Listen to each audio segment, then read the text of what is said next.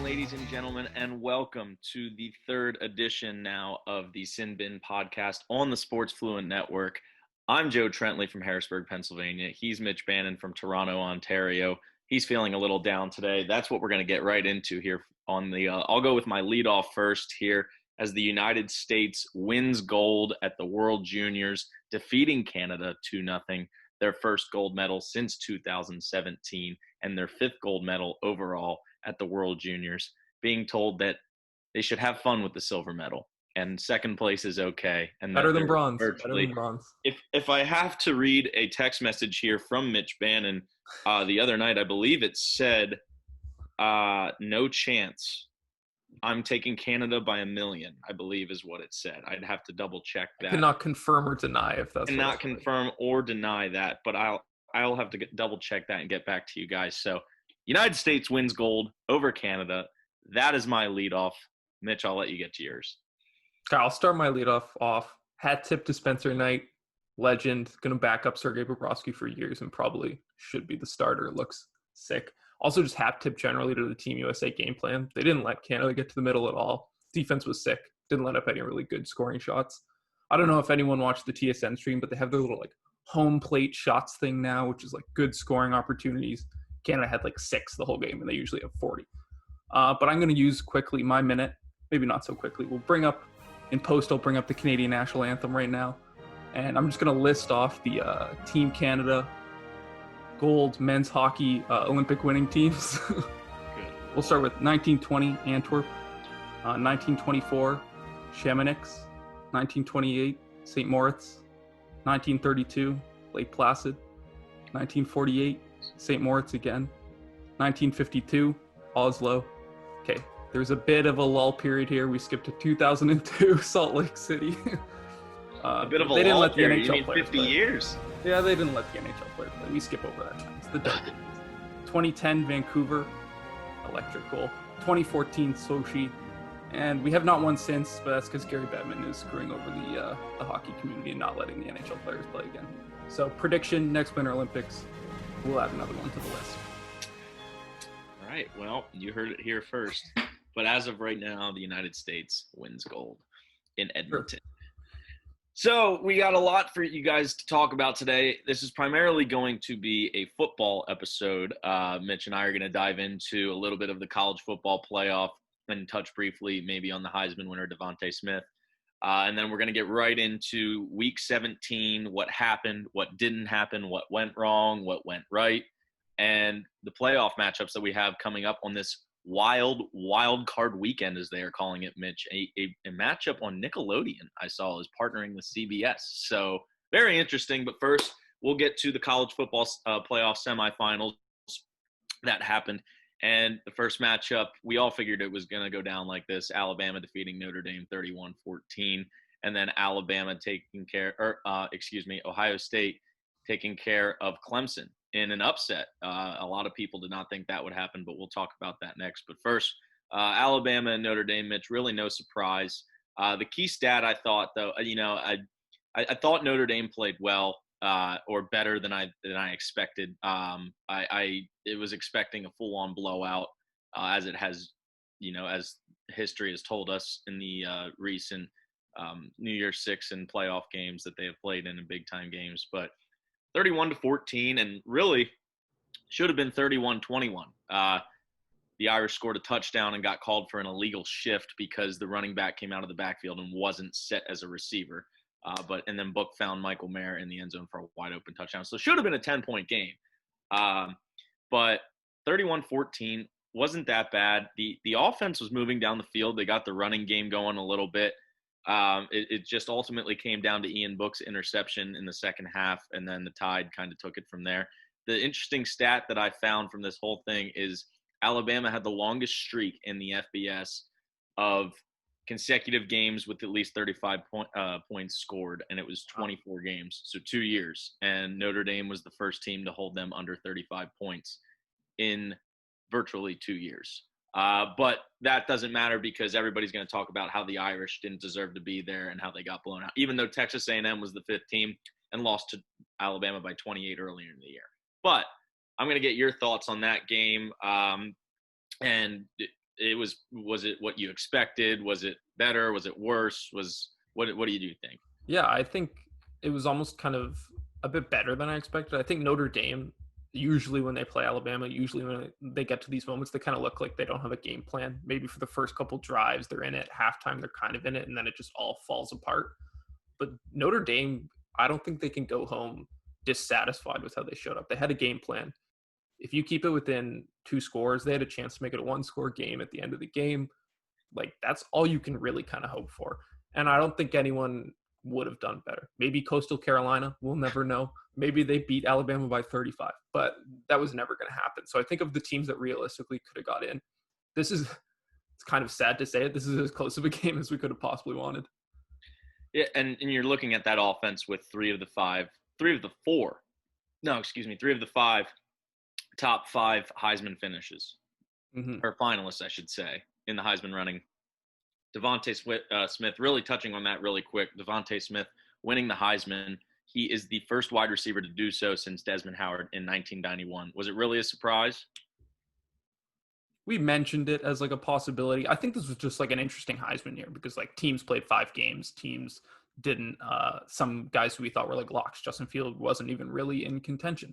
But I think is well deserved. I think more the fact that a wide receiver won was surprising to me than the fact that he won. I think he was deserving. I was just surprised to see the voters willing to give a wide receiver the award.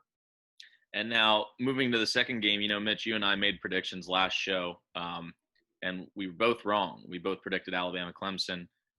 We've been wrong about something in every single show. Yeah, that's no surprise. But Clemson coming out looking flat-footed. Ohio State really took it to Clemson. A lot of people said they didn't deserve to be there, shouldn't have been there, only playing 6 games. And they took that personally. Dabo Swinney ranking them 11th in his personal coaches poll. They took that personally. And boy, did they ever take that personally, putting up big numbers, beating Clemson by a lot. Justin Fields throwing 6 touchdown passes, and Ohio State just firing on all cylinders and moving to the national championship to face Alabama. What did you think of that game? Any surprises? Well, yeah, the whole game was definitely a surprise to me, but it was fun. I like seeing the upsets like that because especially when you think Clemson, I think was like a touchdown favorite, which is a pretty sizable margin when we get to important games like this. When you see Ohio State, I think went up 14, I'm like, Clemson probably still going to win. Like, that's how convinced I was that Clemson was the better team. And I think a lot of people probably thought that. And I think I looked at the Ohio State team as a team that kind of made mistakes. And it was Clemson that made the mistakes. And I thought that was kind of interesting to see. And I am genuinely curious how much Dabo kind of shitting on Ohio State, saying they're the 11th best team, kind of played into it. I'm always curious how much that actually factors in because Ohio State was going to want to win this game anyways. But I wonder if Dabo really getting out there and trying to pour salt in their wound of only playing 6 games got to them and motivated them. Yep. So we have it Monday night, Ohio State and Alabama in the national championship. Real quick, who you got? I got the Crimson Tide still. I just don't think, Ohio State played very well against Clemson. I just don't think anybody can stop that 3 horseman offense. It's unbelievable. Najee Harris, Mac Jones, and Devontae Smith. Virtually, they can score any way they want to, whenever they want to. Yeah, I think Jones and Smith are going to draw a lot of attention, but I think Harris is the guy I'd be most scared of. I think he could just rush for 300 yards and just take the game into his own hands. And if you have a guy like that, who, if Alabama gets up, it's essentially over because they can just hand him the ball. He'll get 5 yards of carry and the game's over. You just drive down the field, munch the entire clock, and you walk away a national champion. I think I've gone with my gut in the past. And as we just said, we've been wrong. We were wrong about the Wizards. We were wrong about the one semifinal matchup last week. I'm going to say Justin Fields, Ohio State, wins the national championship. Wow. I think Justin Fields is going to be the real deal. I think the Jets should hire Greg Roman, offensive coordinator of the Ravens, draft Justin Fields, maybe draft Travis Etienne at the end of the first round, maybe draft Najee Harris at the end of the first round. Just become a super fun offense. And I think this is the moment.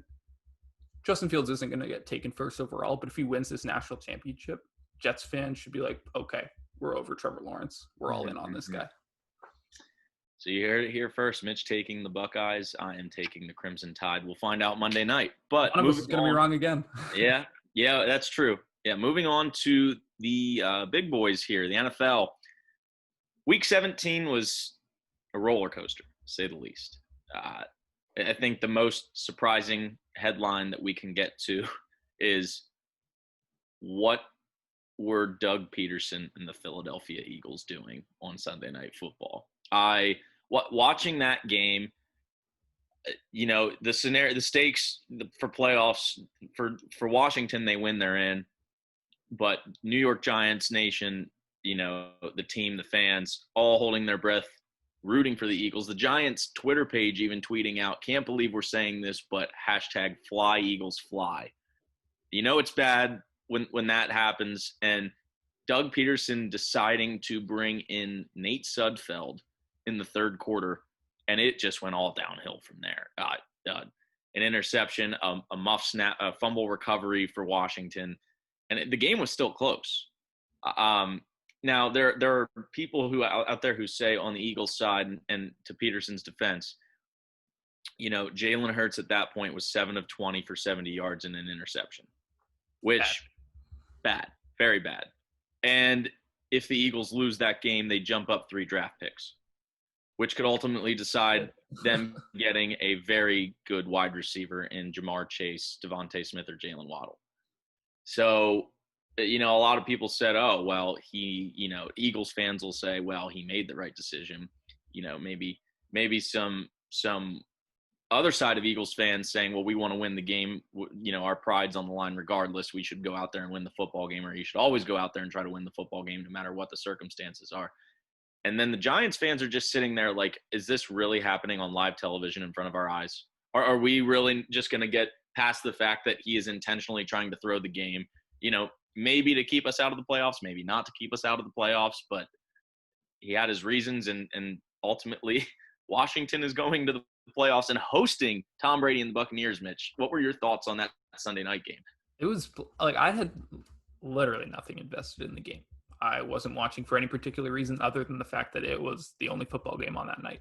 And it was painful to watch, genuinely painful. I think probably if you asked me who I would have wanted to win the NFC East, purely for a storyline perspective, I probably would have chosen Washington. Chase Young's fun. Alex Smith, good story. Riverboat Ron. Yeah, exactly. Love Ron Rivera. Fun guy. I think I would have chosen them, but I was sitting there. It was painful to watch what the Eagles were doing because it's just like I could not imagine being a Giants fan. They had every opportunity to make the playoffs with that game. Philly could have easily won that game, and they just did everything wrong. There was like the interception, the fumble, the like 3 fumbles on the one play. It was just like a ridiculously cringy game to watch, and it was good because it gave us something to talk about at the end of a week 17, which is always what we want. But I think it kind of comes back to the fact that give us a week, give us a couple days of room. Realistically, Giants and Washington football team aren't going to do anything in playoffs. Maybe they upset one team. I think that's probably their max. But I think like if you're a Giants fan, you want to make the playoffs, just win 7 games. Like you're not asking for a whole lot. There's so many different skeptics and ways to look at, oh, well, the Giants, like you just said, well, if the Giants would have just won another football game, they would have been in. That's on them. I can agree with that. Obviously, you have to win as many football games as you can to try and get in the playoffs. But when it comes down to that, I know you have to rely on another team. It sucks because things like this happen. And even though Hurts was still 7 of 20 for 70 yards and a pick, he's still clearly the better option than Nate Sudfeld. He's going to be the starter there with Carson Wentz heading out of town next year. So he's going to be the starter there for the foreseeable future. Sudfeld's plays were all just take the snap, roll out, throw it out of bounds. He did this over and over and over. Yeah, or throw it to the other tein. Yeah. Or give it to the other team. Yeah.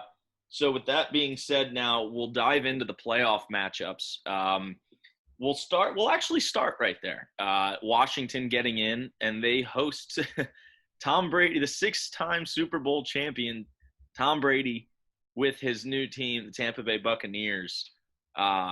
Mitch, what do you think? I'll write down our game picks here for each wild card matchup, and then we'll go from there as the weeks go on and see who can predict the right things. But, this Washington team has a great defensive line. They have a solid overall defense. Alex Smith in the offense didn't look particularly good in that Philadelphia game. Not really the way that you want to send or, go into the playoffs, but you live to fight another week, and you get you get to host a playoff game, which means no travel. But you welcome in the 6-time Super Bowl champ and a Buccaneers offense now possibly without Mike Evans. But the Bucs defense also very elite as well. So what do you predict for that matchup? I think, I won't spend too long on this one because I think it's probably one that everyone's going to agree on. But I think the interesting thing is Evans probably going to play from what I've heard, but he could not. And that'd be a big loss, except for the fact that they just have like 1,000 other passing weapons. I think Devin White is questionable for the game, maybe doubtful for the game. And I think that's a big loss, especially I'm sure Washington's game plan is going to be screen pass, run the ball, easy plays, possession battle, which is not really a game you can play against Tom Brady because he can just score in 45 seconds, even with like his aging arm. So I think probably multi-possession win for the Buccaneers. But I think this one will be close at the end of the first quarter, and it'll give NFL Twitter a little bit of, ooh, is this going to happen? But then it won't end up close. I agree with you. I also think the Bucs win this football game. I really don't see any surprises. Again, the only way I can see is if the Washington defense gets a touchdown or two off of a turnover, a pick six, or a fumble recovery, or special teams, punt return or kick return. Other than that, Brady lost last year. Yeah, he did. I just don't see that happening again. I see the Bucs going to the nation's capital and taking care of business, and moving on in the playoffs. So, does home field advantage even play into this for you? Like I don't really care about the home field advantage. Yeah, and we discussed that before. The home field isn't the same this year as it has been in years past. There's, different states have different regulations on how many fans are allowed in. You have the Cowboys aren't in the playoffs, so I'll use the Chiefs as an example. Arrowhead Stadium, you'll see thousands of fans in there, but then you look at certain stadiums who have no fans. Seattle. I would assume DC is one of those. I don't know. Yeah, I don't believe I've seen fans in DC. So we'll stick with the NFC here. We'll go with the Chicago Bears getting in. They lost in their Week 17 matchup, but it didn't matter because Kyler Murray went down in the Arizona-LA game, and the Cardinals lost that game, so the Bears got in even with a loss. They go to New Orleans to face the number 2 seed in the NFC. How much confidence do you have in this Bears team, Mitch? I don't know. I don't know if anybody really wants to see Mitch Trubisky play off football, especially heading to the Dome. But they're in regardless. What do you predict here for Bears Saints? Yeah, this is an interesting one. I think I was looking through the lines when they first came out, and I penciled this one, and it's oh, Bears could cover this. But the more I think about it, I think this game is probably going to come. It's going to be a Saints win no matter what. I think the question on everyone's mind is going to be, how does Drew Brees look, and what does that mean for their Super Bowl aspirations? I think we want to see what Drew Brees looks like and what that means for their Super Bowl. I think if he comes out and he's Drew Brees, the Drew Brees we know he can be, especially in playoff time, probably 15, 20-point Saints win. I don't even think the Saints are necessarily going to score many more than 25, 35 points. I cannot see the Chicago Bears offense score more than 15 points. And you can't win a playoff game like that. I agree with you. I think the Saints win this one. I don't think it's very close. The Saints offense has struggled with Drew Brees at the helm. He has not looked particularly good this season. You can tell, age is becoming a factor. And that offense can still score. He has the weapons. He has Alvin Kamara, who's a top 5 running back in the league. He has Michael Thomas when healthy. Now he's not in, obviously, for the playoffs, but when healthy, he still has a good receiving core. Jared Cook's a solid tight end. Emmanuel Sanders is a solid receiver. He still has the pieces, and their defense is fantastic. Underrated, very underrated. Very underrated defense. Very great two-way team. Sean Payton has all of the playoff experience in the world, even though certain things might have not gone the Saints' way in the past. I think the Saints win this one. I don't think it's going to be close, but I don't think it's going to be a blowout either, just because of the offensive struggles that Drew Brees has had this year. I say maybe, a 10 to 17 point game. I can see the Saints winning by. So I have that, and then we'll go to the last wild card game of the NFC. This one's a very interesting one, Mitch. The divisional matchup out of the NFC West. We have the NFC West champs, the Seattle Seahawks, hosting the Los Angeles Rams. Mm-hmm. The Rams getting in. A lot of people, I know a very diehard Rams fan that didn't expect them to be in this position. And they took care of business and they got in, beating Arizona. So do you think, Russell Wilson had his struggles in the second half of the season. There's no doubt about it. He was one of the front runners for MVP throughout the first half, the first 6 or 7 games or so. His numbers were absolutely incredible and unbelievable. I believe Seattle got off to a 6-0 start, if I'm not mistaken. Yeah, he was the MVP front runner. Or one loss. I can't remember. Maybe not undefeated, but it was a very good record, to say the least. And now the Rams go to the Hawks' Nest and face a Seattle team, which their offense can score it whenever they want. Russell Wilson, Chris Carson, DK Metcalf, Tyler Lockett, Will Dissly, you name it. They can score whenever they want. Do you think there's any chance for the Rams? Their defense is a very, very good defense. They have the best defensive player in football in Aaron Donald. Well, we'll find out. But wow, that was a big admittance for a Steelers fan. TJ Watt, that's on the record. TJ Watt. No, I said, well, we'll find out. I'm talking about overall over the past, X amount of years. That's on the record. And Jalen Ramsey out at corner. We'll see what the Rams can do, but do you think the Rams go in and pull off the upset in Seattle? I think the first question mark for me is I don't even know if Jared Goff is going to play. Didn't play last week. It looks like from what I've seen, he's kind of practicing. He's throwing in practice. You kind of hope your quarterback's throwing. If he doesn't play, it won't even be close. But I think, and that's not like Jared Goff's an elite quarterback, but like you need a quarterback in playoff time, especially to go up against an offensive powerhouse like the Seahawks.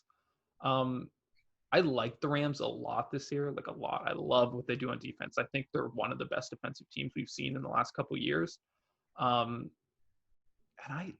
This is tough. You're putting me on the spot here because I haven't really thought about this game. This is the one game I have, I don't know.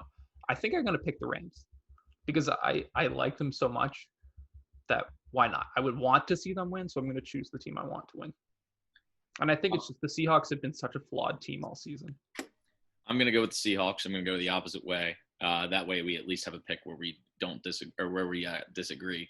I also think Seattle's going to win this football game. Like you said, Jared Goff was out last week. There's still questions as to whether he's going to play, or even if he does play, how well is he going to play? How healthy is he going to be? The Seattle defense is not particularly good. I'm aware of that. I think they've played better in the last half of the season than they did in the first half, so that's a good sign for them. But I just think I think Russell Wilson, he's a top-tier quarterback in the league. His leadership is truly unbelievable. He can throw the ball wherever he wants to throw it, and he can escape with his legs and go wherever he wants. Chris Carson is a very, very underrated running back out of the backfield there. If they can get the run game going along with the play-action pass to DK Metcalf and Tyler Lockett, the Rams have a very good defense, but if you see Seattle start to score, I think the Seahawks can run away with it. If Jared Goff's in the game, I think the Rams can put up a fight. I just don't know how much. I'm taking Seattle in this one. At home, they're one of the teams that haven't had fans. And usually that's one of the best atmospheres in the National Football League. It's sad to see that we won't see any fans there, but I'm taking Seattle. NFC West champs, I think they get past the Rams here in Wildcard weekend. So now we'll move over to the AFC. We'll go with the first playoff game on the schedule out of all the playoff games. Our good friend Brady Williams is buzzing about this one.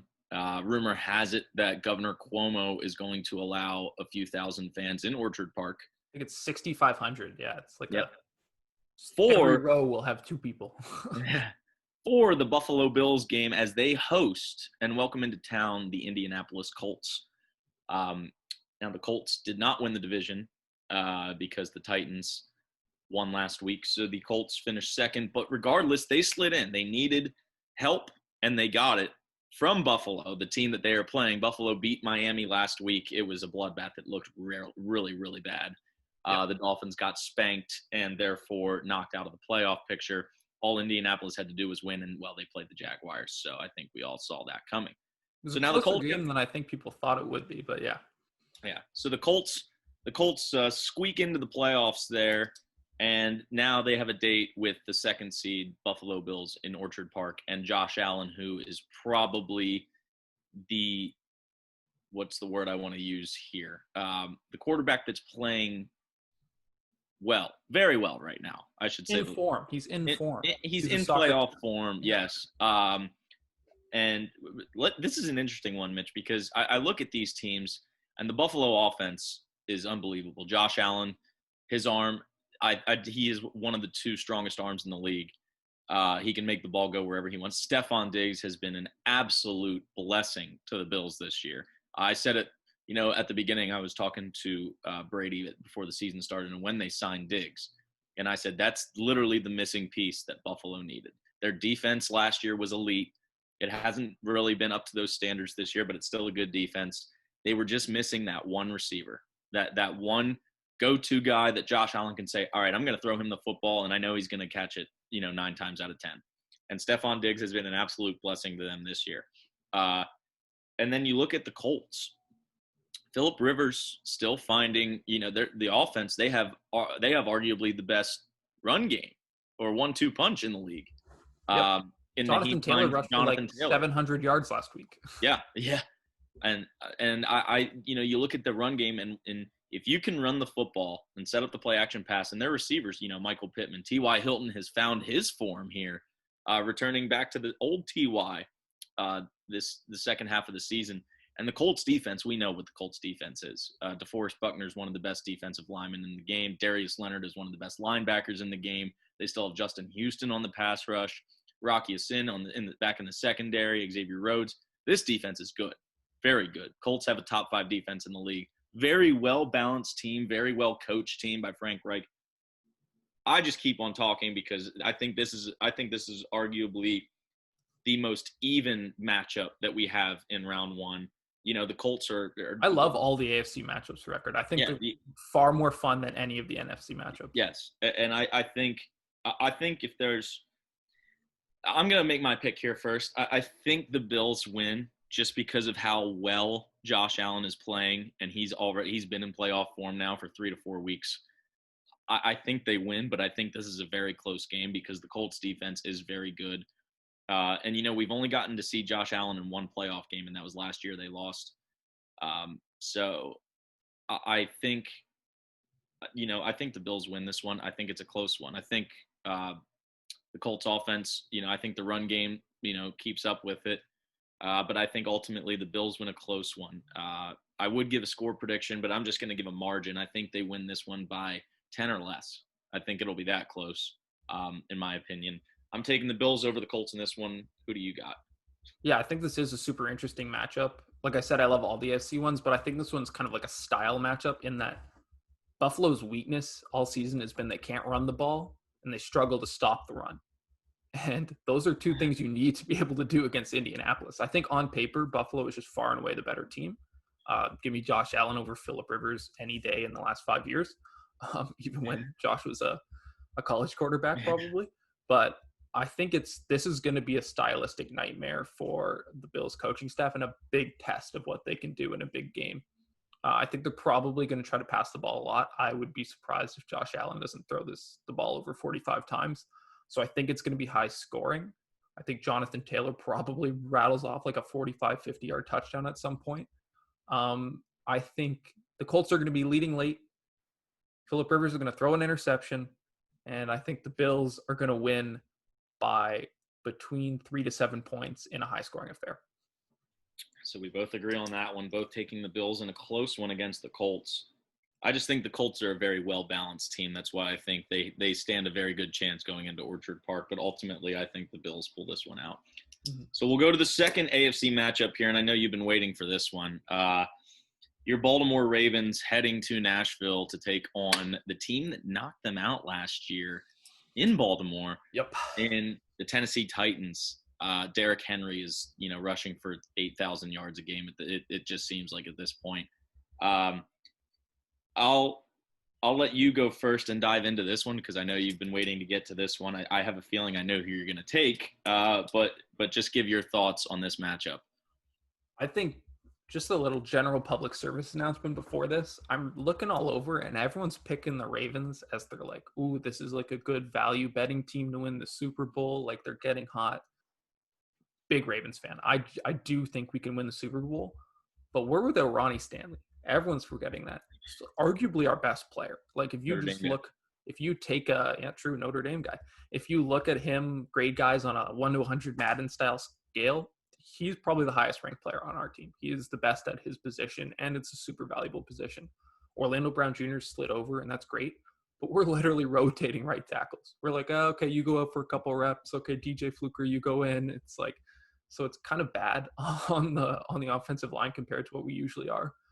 And I think buyer beware for people who are trying to predict the Ravens to win the Super Bowl. We're still a very flawed team.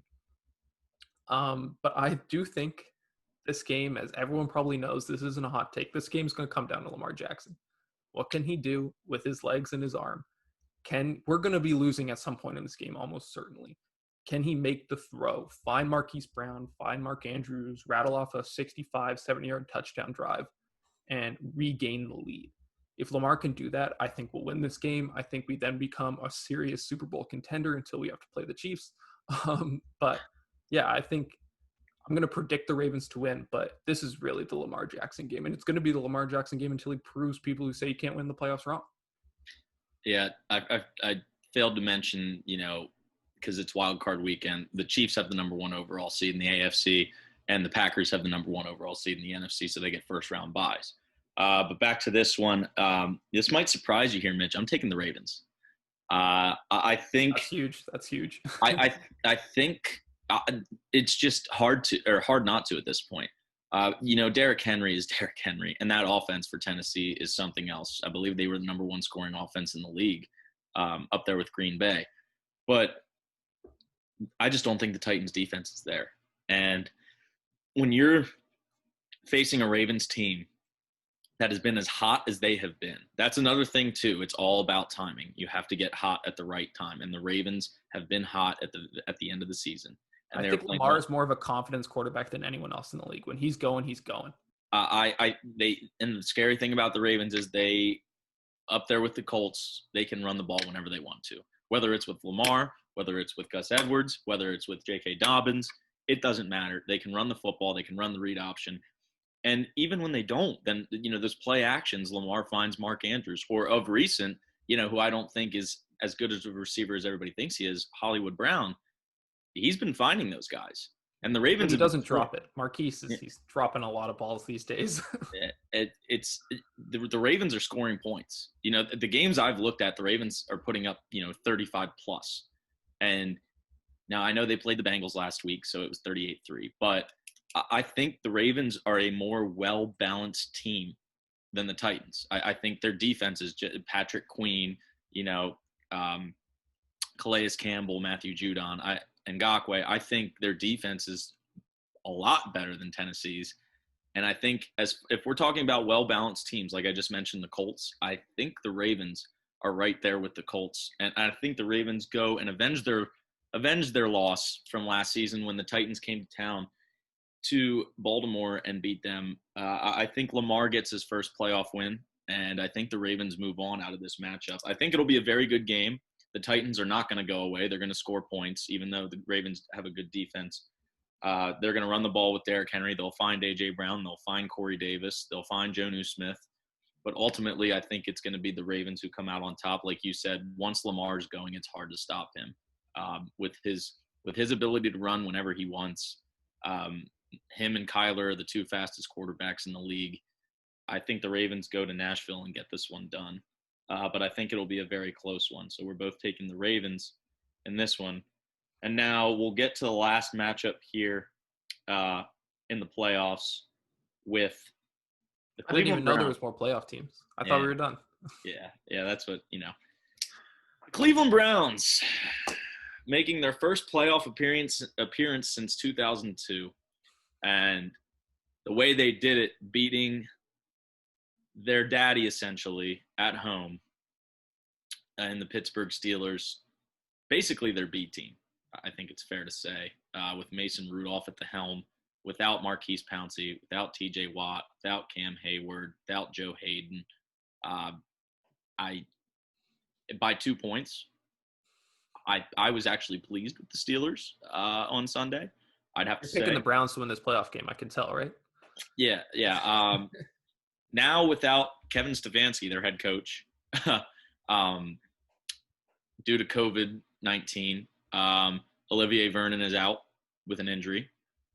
And they have their special teams coordinator now taking over the reins, heading to Heinz Field to face a fully rested TJ Watt, Cam Hayward, Ben Roethlisberger. We're waiting to see on Joe Hayden here because he was in the COVID protocols as well. He might miss the first game, I believe. Terrell Edmonds was also injured. He could come back, but we'll see. I laugh at this matchup because that's pretty much all I can do. The Browns made T-shirts. The only team in history I've ever seen that made T-shirts to celebrate them going to playoffs. Not winning the division, not winning the AFC North, not winning the conference, not winning the AFC, and certainly not winning the Super Bowl. Those all legitimate reasons. You see these teams in the locker room wear the hats and the shirts. The Browns shirts, a playoff pound. While I admit that's clever, I do like that. Good pun. It's a good pun. I'm a big pun guy, but while I do like that, it's unheard of. Mitch, have you ever seen a team make a T-shirt solely for making the playoffs? I think maybe like my rep soccer team when I was 7 years old. Nothing before that. Yeah, I mean, I don't know. I might as well just say obviously I'm gonna pick the Steelers. I don't think it's surprising. I don't think that was in question at all. I'm hoping what I'm hoping. Here's what I'm hoping out of the Steelers for this game. We know the defense will play fine. They'll be absolutely fine. Baker Mayfield will, he'll get the chills, with TJ Watt coming off of one side. And Alex Highsmith has actually been playing very well for them off of the other end, replacing Bud Dupree. The Steelers' pass rush is unbelievable. Their defense is unbelievable. What I'm looking to see is the Steelers' offense. Big Ben having a week off. We saw Randy Fichtner maybe use that Browns game as an opportunity. What have the Steelers not done this year? It's throw the football more than 10 yards on any given play or run the football. We saw James Conner with some nice runs in that Cleveland game. We saw Mason Rudolph take shots down the field. And eventually, watching the game and hearing the announcers say, if you take enough of these shots with these receivers, eventually they are going to win some of these one-on-one matchups and get big chunk plays. We saw that to Deontay Johnson. We saw that touchdown pass to Chase Claypool, whether it was 30 or 40 yards. That's what the Steelers need to do. We saw it in the second half of the Colts game 2 weeks ago.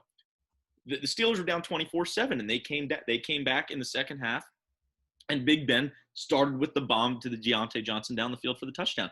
When the Steelers throw the football, it took him how many weeks to figure it out, but when you throw the football more than 10 yards down the field and stop doing your little dinky screen passes that Randy Fichtner likes to do, these receivers, now I know they lead the league in drops. I get that. But these receivers, like the Chase Claypools, like the Deontay Johnsons with the speed, like the James Washingtons, Juju obviously is Juju, but they can win these one-on-one matchups. And I think if you look down the field, I think Fichtner has to use this game. Obviously, you want to win the football game, and you need to win the football game, or else the season's over. But I think, if you're either up comfortably or you're confident in your game plan, you have to take shots down the field. You're playing the same team that you played last week when it worked. A banged-up set, Denzel Ward was out he was on the COVID list. So I think if the Steelers, I think they have to use this game in order to do that. in order to be ready to go to, Buffalo to face the Bills or to host the Colts again, because if the Colts would win and the Steelers would end up hosting the Colts again, Lord knows what could happen in that Would the game. Colts not play the Chiefs then? Then the Colts, you're Yeah. correct. Yeah, because they are the lowest seed. So they'd play the Ravens. So they'd play okay, yeah, and you're gonna have to keep up in that chess match. So I think they have to use this game. You need to win the football game, but they also need to do what they did the last 2 weeks and throw the football down the field more than 10 yards. Let your receivers go up and make plays. It's not going to work every single time. I get that. And I also think that they need to continue to try and run the football. Get James Conner established. If he's not hurt, he's a solid back. He's not great, but he's solid. He'll get you, 4 to 5 yards. And he'll fight for every single yard, which is what I like about him. But the Steelers win this game. I don't think it's really in question. I hope that doesn't come back to haunt me next week. But I think they take care of business at home against the Browns, and then they await. Who knows? I'm predicting that they're going to go to Buffalo after this. But who knows? We'll see. Maybe they'll host the Ravens or the Titans. No. Yeah. It would. There's a lot of different playoff scenarios of who could go where. But I think the Steelers get it done. I'm done with my rant now. I go on way too long sometimes. I'll be interested to see here if you actually take the Browns or, we'll see. I took the Ravens. It could surprise me. I am not going to surprise you. I'm going to take the Cleveland Browns. And it's only like 65% a fandom pick. I think the Steelers are a very limited team this year, kind of for what you just overlaid in a much more in-depth way than I was going to. I think they struggle to pass the ball down the deep. Whether or not that's a Ben Roethlisberger thing or a game plan thing, you probably know better than I. But and they struggle to run the ball. Once again, hard to tell whether or not that's a game plan thing or a talent thing. And that basically means they're not built to play from behind, even though they've had some good comebacks this year, and they're not built to play from ahead. This Steelers team is basically built to win close games, which is good. That's what you need to do to win the Super Bowl.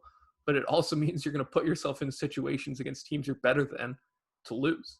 And I think I'm as big of an anti-Baker guy as there kind of is. I think his rookie season was so overhyped, and he's shown that. But he's a competent quarterback. He is an NFL quarterback for sure. He's not Johnny Manziel.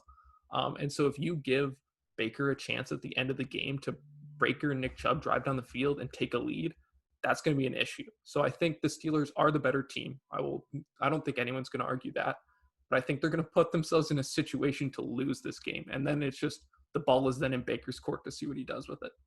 That's the one thing that's definitely the number one thing that scares me about the Browns is the run game. I think, in my personal opinion, I think they have the best 1-2 punch. I think Hines and Taylor are right behind that, but I think Nick Chubb and Kareem Hunt are the best 1-2 punch backfield in the game right now. And the Browns can run the football whenever they want to. Obviously, the Steelers, as I mentioned, with the great defense, but you can only do so much to Nick Chubb. He's a workhorse, and Kareem Hunt can do it all out of the backfield as well. So that is the one area that concerns me with the Browns is their run game. If they can establish the run, that could pose some problems. So I'll read off the picks here just so everybody keeps in mind. So put them right into the record so we can't change them. So in the Bears-Saints matchup, Mitch and I both choosing the Saints in that one. Ravens-Titans, both taking the Ravens. Bills-Colts, both took the Colts. Rams-Seahawks, Mitch took the Rams. So we both took the Bills. Both took the Bills. You said we both took the Bills. Oh, sorry. Yeah, we both took the Bills. Sorry about that one. I was going to say, what happened? I must have blacked out for that one. We both took the Bills. Sorry. Rams-Seahawks, Mitch took the Rams. I took the Seahawks. Browns-Steelers, I took the Steelers. Mitch took the Browns. And the Bucs football team matchup, we both took the Bucs. So those are our playoff picks here. We'll close out the show, Mitch. Any final thoughts from you? I got one thing I want to touch on here. Today is Wednesday. Marks exactly 1 week. We are 1 week away from the return of the NHL and the season. And who better to kick off the NHL season than the best rivalry in the NHL, the Battle of Pennsylvania, the Penguins and the Flyers. 5:30 p.m. Eastern time next Wednesday. I'll miss it, but I'll DVR it and I'll watch it when I get home. That'll be an interesting one. I'm very excited. I'm sure you are too. Joe Thornton first line with Austin Matthews and Mitch Marner. What's not to be excited about? It might not be good. That could be a terrible line, but it will for sure be fun. That's my final thought. NHL starts back up here a week from today. What do you got? Yeah, it's coming up so fast. Hockey is back, which means the sports calendar is back. We're going to have basketball, football, hockey, everything going on at once. We're just back in a big way. 2020 is over. COVID soon to be over. Sports is back. We're returning to normalcy. Thank the Lord. Or else we wouldn't be able to have this show. Yeah, exactly. We'd just be sitting here talking about how the Ravens are going to win someday when football comes. So that wraps it up for this show here, the Sin Bin on the Sin Bin podcast on the Sports Fluent Podcast Network. Hope you guys all had a wonderful start to your new year here in 2021. We're hoping it's better than 2020, which is not hard to do. As always, he's Mitch Bannon from Toronto, Ontario. I'm Joe Trentley from Harrisburg, Pennsylvania, and we will see you guys next week on the Sin Bin podcast.